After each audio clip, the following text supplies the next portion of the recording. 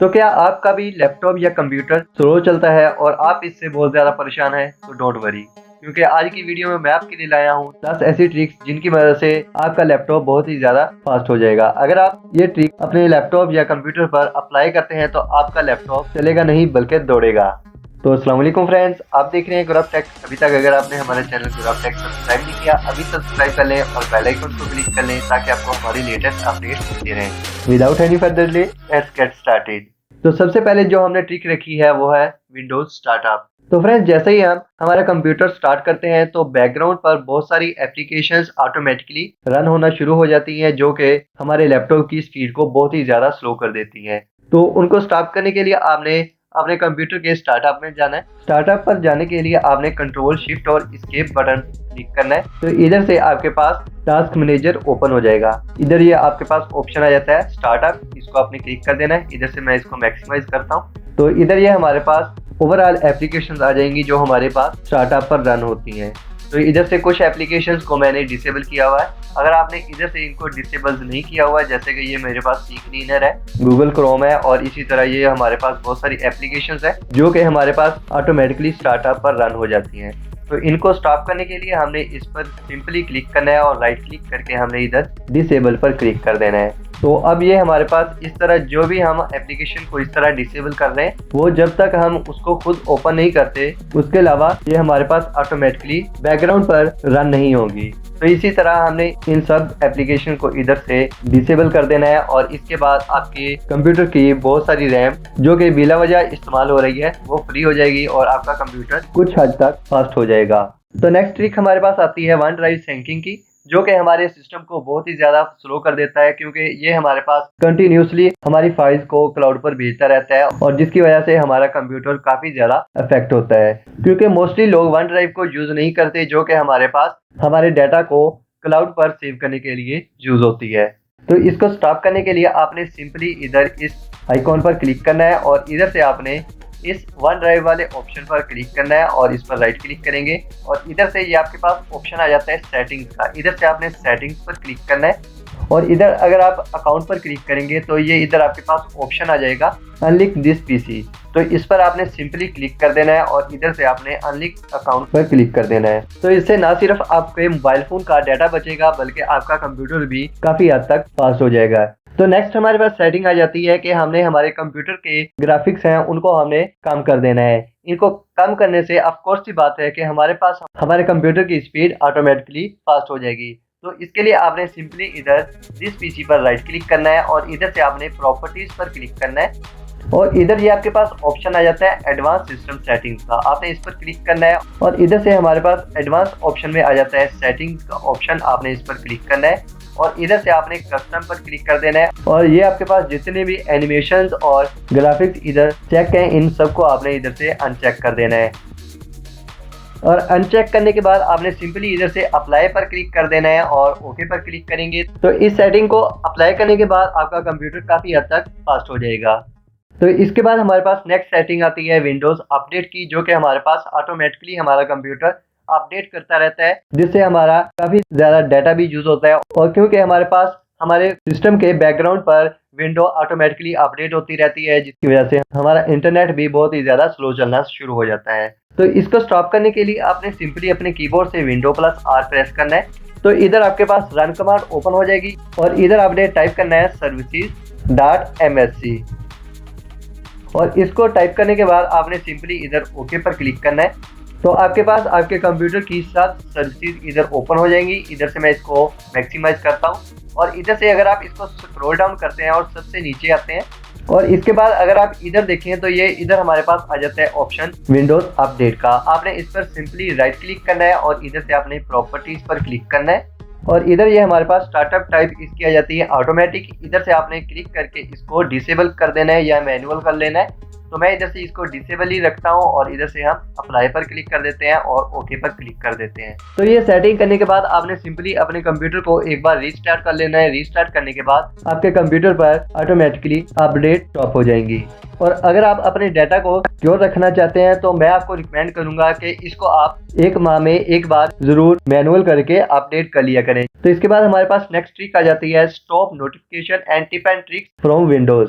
तो इसको आपने स्टॉप करना है। स्टॉप करने के लिए आपने इधर सिंपल स्टार्ट बटन पर राइट क्लिक करना है और इधर से आपने सेटिंग्स पर क्लिक करना है और इधर ये आपके पास ऑप्शन आ जाता है सिस्टम का। आपने सिंपली इस पर क्लिक करना है और इधर ये आपके पास ऑप्शन आ जाता है नोटिफिकेशन एंड एक्शंस। इस पर आपने क्लिक करना है। तो इसको आपने इधर से सिंपली टर्न ऑफ कर देना है। टर्न ऑफ करने के बाद आपके पास आपके सिस्टम पर कोई भी नोटिफिकेशन नहीं आएगा जो कि आपके पास इधर ये इस तरह शो हो रहा है।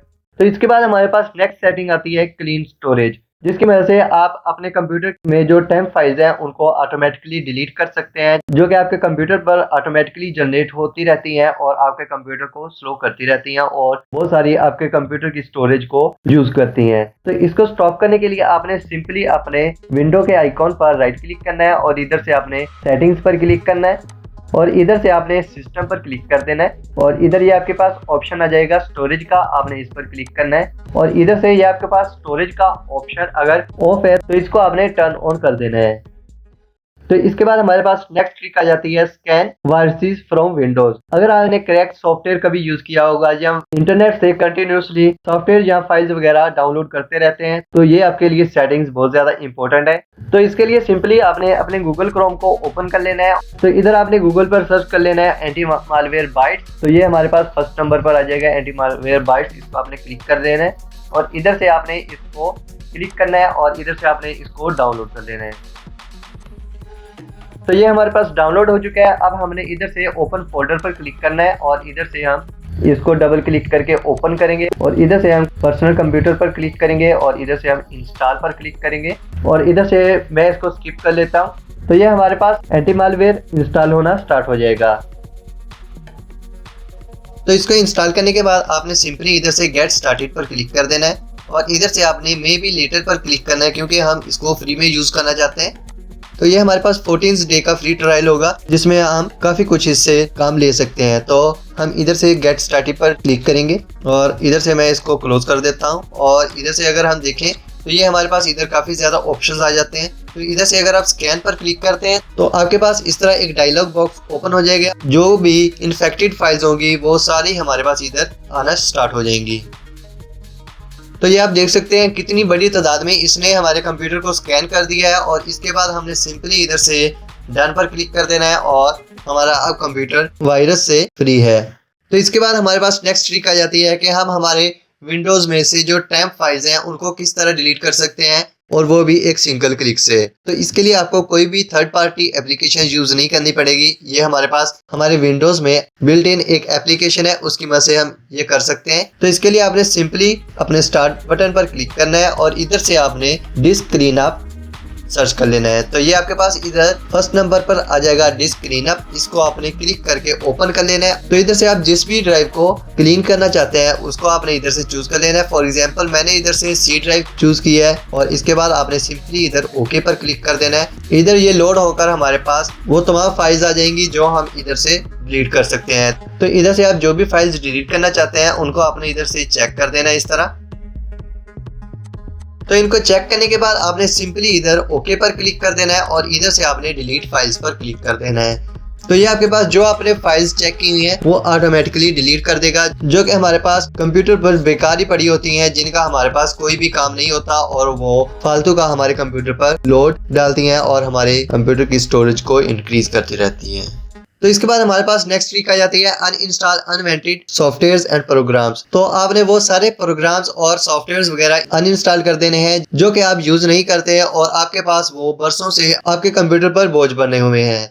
तो उनको अनइंस्टॉल करने के लिए आपने सिंपली इधर विंडोज बटन पर क्लिक करना है और इधर से आपने सर्च करना है ऐड और रिमूव प्रोग्राम्स। तो इधर ये आपके पास फर्स्ट नंबर पर आ जाएगा ऐड और रिमूव प्रोग्राम्स। आपने इसको क्लिक करके ओपन कर लेना है। तो इधर आपके पास वो तमाम फाइल्स आ जाएंगी जो आपके कंप्यूटर पर इंस्टॉल हैं और इधर से आप उनको सिंपली वन क्लिक करके अनइंस्टॉल कर सकते हैं, जिसकी वजह से आप अपने कंप्यूटर पर काफी हद तक जो बर्डन पड़ा हुआ है उसको हटा सकते हैं। और इसके अलावा अगर आप इधर से दिस पीसी पर क्लिक करें तो इधर से आपके पास जो आपके कंप्यूटर की सी ड्राइव है उसको आपने कोशिश करनी है ज्यादा से ज्यादा आप फ्री रखें, जो कि आपके कंप्यूटर पर बहुत ही ज्यादा इफेक्ट करता है। अगर आपके पास सी ड्राइव फुल है तो आपके पास आपका कंप्यूटर बहुत ही ज्यादा स्लो चलेगा। और इसके अलावा आप ये भी कर सकते हैं जो भी आप फाइल सॉफ्टवेयर वगैरह इंस्टॉल करते हैं वो सी ड्राइव के अलावा किसी और ड्राइव में इंस्टॉल कर लें तो आपके सी ड्राइव पर इतना ज्यादा बर्डन नहीं पड़ेगा।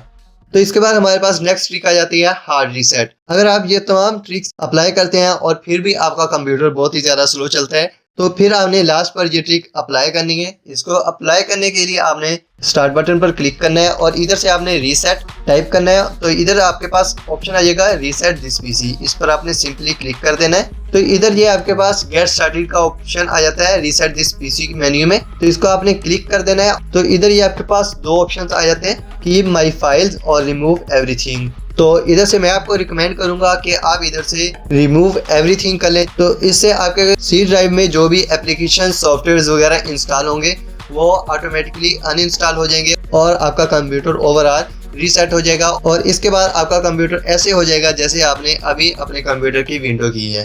तो फ्रेंड्स, ये थी आज की वीडियो। उम्मीद है कि आपको पसंद आई होगी। अगर पसंद आए तो इस वीडियो को लाइक कीजिएगा, शेयर कीजिएगा और हमारा चैनल गौरव टेक सब्सक्राइब कीजिएगा। Okay friends, Allah Hafiz and stay connected.